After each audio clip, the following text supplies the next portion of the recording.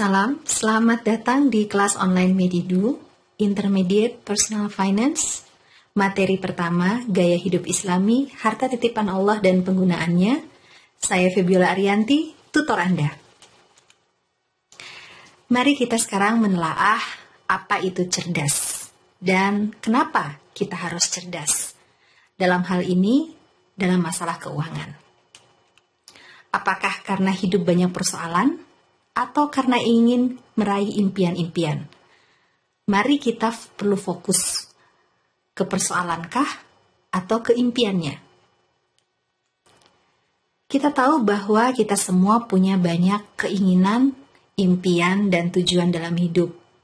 Ingin bersekolah, menikah, naik haji, berlibur, membeli mobil baru, membeli rumah baru, dan sebagainya. Pertanyaannya adalah, bagaimana kita meraih impian-impian di atas?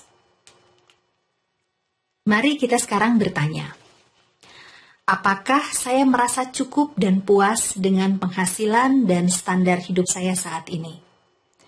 Apakah gaya hidup saya sesuai dengan tingkat penghasilan, serta masih memiliki kemampuan untuk mempersiapkan kebutuhan masa depan?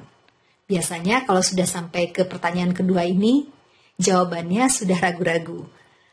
Kemudian yang ketiga, sudahkah saya mengupayakan bahwa penghasilan yang diperoleh berasal dari sumber yang halal dan penggunaannya pun tepat? Jadi dalam kaidah Islam, tidak saja harta itu bagaimana mempergunakannya, tetapi juga dari mana penghasilan itu didapatkan. Dan sebagai muslim kita wajib mengupayakan bahwa penghasilan kita itu didapatkan dari sumber yang halal.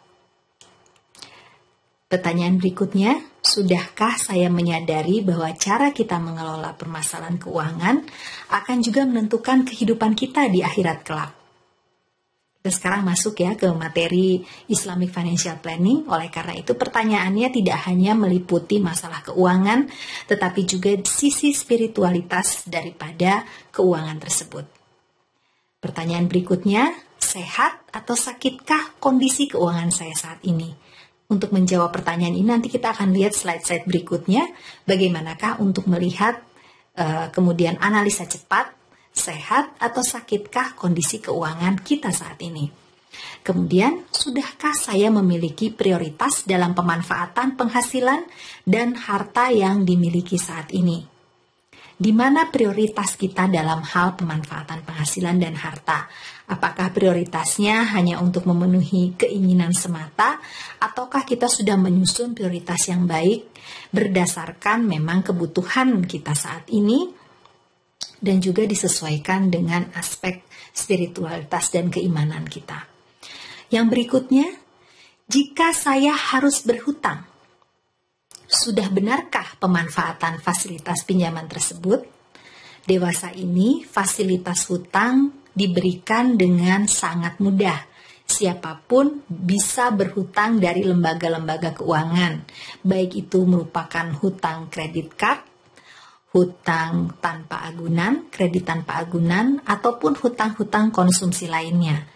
Perlu kita bertanya, kalaupun kita berhutang, sudah benarkah pemanfaatan fasilitas pinjaman tersebut? Karena tidak jarang ada orang yang hidup memang dari hutang, dari kartu kredit ke kartu kredit yang lain.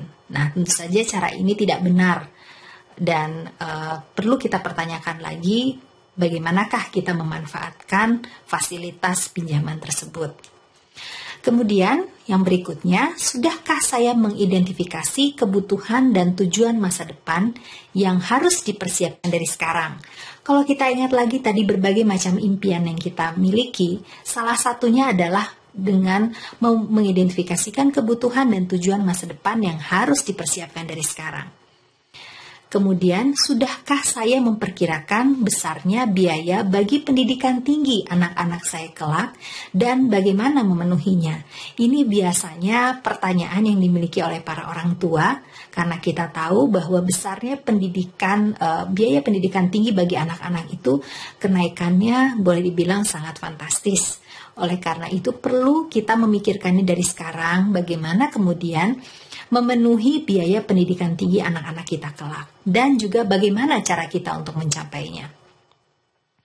Kemudian yang berikutnya, sudahkah saya mendidik anak-anak agar menjadi pribadi yang mandiri dan menyadari pentingnya mengelola uang sejak dini? Ini kembali adalah tugas yang dimiliki oleh orang tua agar mendidik anak-anaknya menyadari pentingnya mengelola keuangan sejak dini. Karena kemampuan mengelola harta, dalam hal ini uang dan harta, itu merupakan salah satu kemampuan yang perlu dimiliki oleh anak pada saat dia menjelang dewasa. Kemudian berikutnya, sudahkah saya memperkirakan kebutuhan hidup ketika pensiun dan bagaimana mempersiapkannya? Berikutnya, kapan sebaiknya mulai mempersiapkan dana untuk pensiun hari tua? Selanjutnya, apakah saya memahami dengan baik produk dan jasa keuangan? Kemudian seperti fasilitas pinjaman, kredit card, asuransi, dan sebagainya. Dan sekarang kita lihat, apa sebenarnya makna dan status harta? Banyak hal yang bisa dibeli oleh uang, tapi banyak juga hal yang tidak bisa dibeli oleh uang. Pada singkatnya, money is not everything, but everything needs money. Jadi, kenapa everything needs money? Karena uang adalah alat dalam kehidupan kita. Dan sebagian besar hal-hal yang kita perlukan itu memerlukan uang sebagai media tukarnya. Sekarang kita lihat makna dan status harta apabila kita lihat dari perspektif Islam. Harta ini milik kita ataukah titipan Allah? Kita lihat bahwa harta ada memiliki